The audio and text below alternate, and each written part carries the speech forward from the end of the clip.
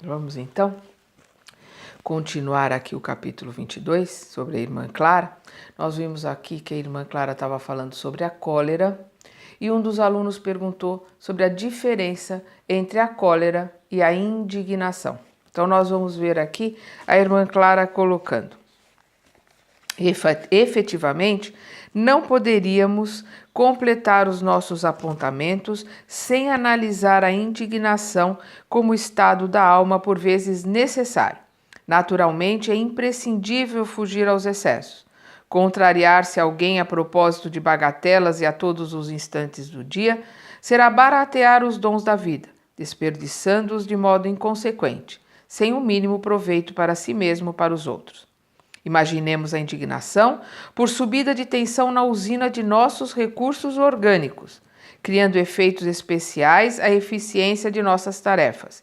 Nos casos de exceção, em que semelhante diferença de potencial ocorre em nossa vida íntima, não podemos esquecer o controle da inflexão vocal. Então, nós temos que ver aqui o que ela está colocando acerca da energia que nós emitimos na nossa palavra, na nossa voz, o controle que nós temos que ter em relação à nossa inflexão vocal, as energias que nós estamos emanando. Quando nós estamos gritando, nós estamos agredindo aqueles que estão à nossa volta. Quando nós nos encolerizamos, nós contaminamos maleficamente todas as energias que estão à nossa volta. A indignação se faz necessária com coisas que realmente são importantes, mas isso não faz com que a gente tenha o direito de perder a serenidade, a tranquilidade. Vamos lembrar do nosso orai e vigiai.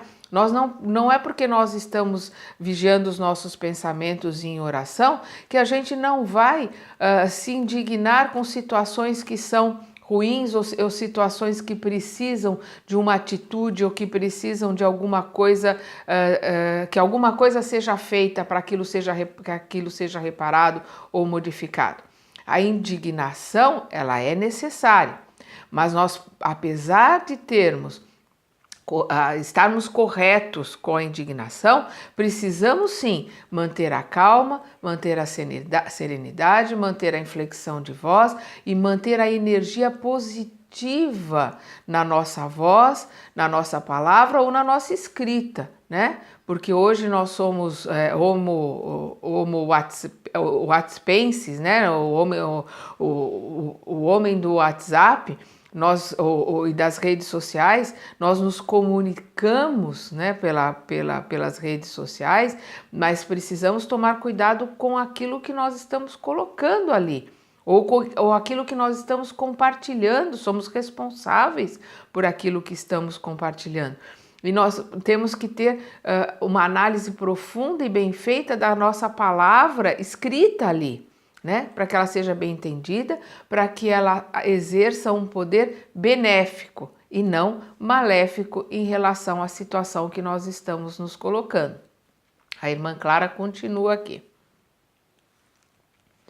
Assim como a administração da energia elétrica reclama atenção para a voltagem, precisamos vigiar a nossa indignação, principalmente quando seja imperioso vertê-la pela palavra, carregando a nossa voz tão somente com a força suscetível de ser aproveitada por aqueles a quem endereçamos a carga de nossos sentimentos. É indispensável modular a expressão da frase como se gradua a emissão elétrica. Então nós temos que modular a nossa frase da mesma forma que uma usina tem que ter cuidado com a emissão elétrica que ela emana, porque uma casa, se receber uma energia mais forte do que os equipamentos são capazes de assimilar, os equipamentos vão queimar ou a casa pode até pegar fogo. Então nós, da mesma forma que a usina, temos que manter a nossa atenção, a nossa energia eletromagnética de uma forma que ela seja proveitosa, que ela vai ser bem utilizada naquele ambiente que nós a estamos colocando, né? A irmã Clara continua aqui. Nossa vida pode ser comparada a grande curso educativo em cujas classes inumeráveis damos e recebemos, ajudamos e somos ajudados. A serenidade em todas as circunstâncias será sempre a nossa melhor conselheira. Mas em alguns aspectos de nossa luta, a indignação é necessária para marcar a nossa repulsa contra os atos deliberados de rebelião ante as leis do Senhor. Essa elevada tensão de espírito, porém, nunca deve arrojar-se à violência e jamais deve perder a dignidade de que fomos investidos, recebendo a divina confiança, a graça do conhecimento superior. Basta, dentro dela, a nossa abstenção dos atos que intimamente reprovamos, porque a nossa atitude é uma corrente de indução magnética. Em torno de nós, quem simpatiza conosco geralmente faz aquilo que nos vê fazer, ou seja, nós influenciamos pelo nosso exemplo. Então, na nossa indignação, basta a gente lembrar sempre de que nós temos que conseguir, através dos bons métodos, aquela colocação de que os fins justificam os meios, não é verdade. Nós, por mais que seja bom ou que sejam boas as nossas intenções, é através dos meios que nós vamos utilizar para conseguirmos chegar num bom resultado que estaremos mostrando o caminho e servindo de exemplo àquele que estão à nossa volta. Nós educamos e ensinamos através do exemplo, muito mais do que da palavra. Mas a força da palavra, tanto dita, magneticamente, a força magnética da palavra e da entonação da voz quando nós usamos a palavra para conseguirmos alguma coisa, mas também da nossa colocação escrita através das nossas redes sociais, fazem a diferença no nosso entorno e fazem com que nós possamos militar em situações que nós queremos fazer a diferença nesse planeta. Mas precisamos sempre analisar e nos abstermos daquilo que somos contra. Violência, maledicência, uma série de coisas que estão à nossa volta que nós temos que tomar cuidado quando nós utilizamos a nossa palavra, tanto dita quanto escrita. A irmã Clara continua aqui. Nosso exemplo em razão disso é um fulcro de atração. Precisamos, assim, de muita cautela com a palavra, nos momentos de tensão alta do nosso mundo emotivo, a fim de que a nossa voz não se desmande em gritos selvagens ou em considerações cruéis que não passam de choques mortíferos que infligimos aos outros, semeando espinheiros de antipatia e revolta, que nos prejudicarão a própria tarefa. Dependendo da energia que nós usarmos ou da nossa entonação de voz, estaremos mais prejudicando a nossa tarefa do que ajudando. Aí nós vendo aqui um dos alunos perguntando para a irmã Clara sobre como devemos interpretar as perturbações de voz, como por exemplo a gaguez. Então ela explica aqui das perturbações e principalmente da gagueira ou das pessoas que não conseguem utilizar corretamente a voz por deficiências que tem na laringe. Ela explica. Sem dúvida, informou a instrutora solícita, os órgãos vocais experimentam igualmente lutas e provações quando reclamam reajuste.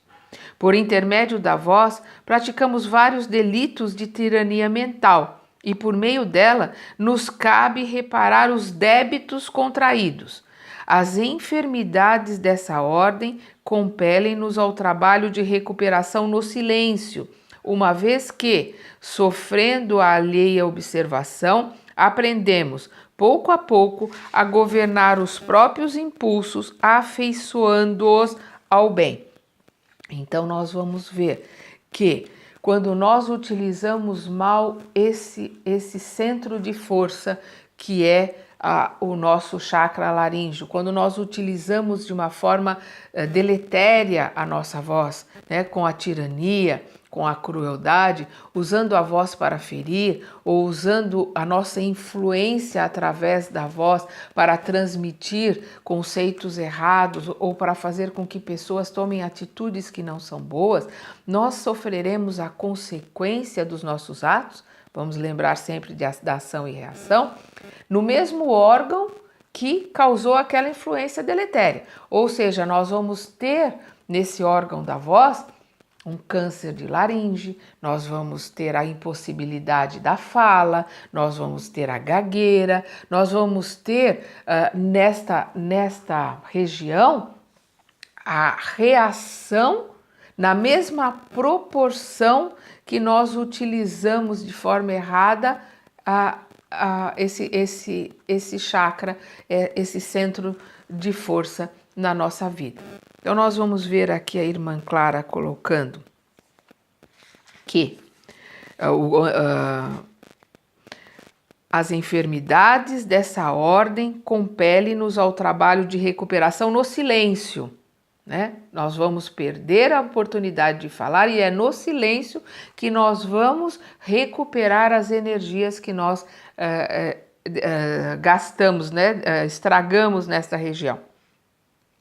Uma vez que, sofrendo a alheia observação, aprendemos pouco a pouco a governar os próprios impulsos, afeiçoando-nos ao bem.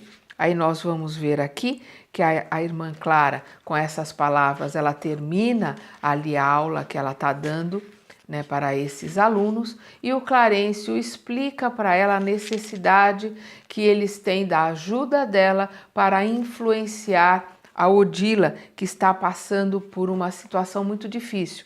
Aí nós vamos ver o André aqui colocando que Clarencio resumiu o drama que nos empolgava a atenção. Quando se inteirou de que a amargurada mulher, que é a Odila, né, devia renunciar ao companheiro que permanecia na terra, vimos imensa compaixão se lhe estampar no rosto. Seus olhos enevoaram-se de lágrimas que não chegaram a cair.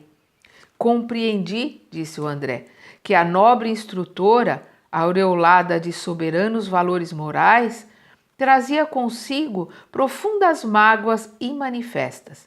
Certamente buscávamos reconforto para um coração infeliz num coração que talvez estivesse padecendo ainda mais. Aí nós vamos ver aqui a Clara colocando pobre criatura numa compaixão muito grande em relação a Odila, e vamos ver aqui o André vendo que ela, dentro dela, tinha um sofrimento muito grande parecido com o da Odila, por isso que ela teria ali a empatia, né, suficiente, o amor suficiente para poder digamos assim, tocar o coração da Odila. Ela vai estar ali de coração para coração, de um sofrimento parecido, entendendo o sofrimento da Odila, tentar ajudar e tentar modificar a influência da Odila sobre a Zulmira, né? Para que a Odila deixe de ser uma obsessora. Então vamos ver aqui no próximo capítulo a continuação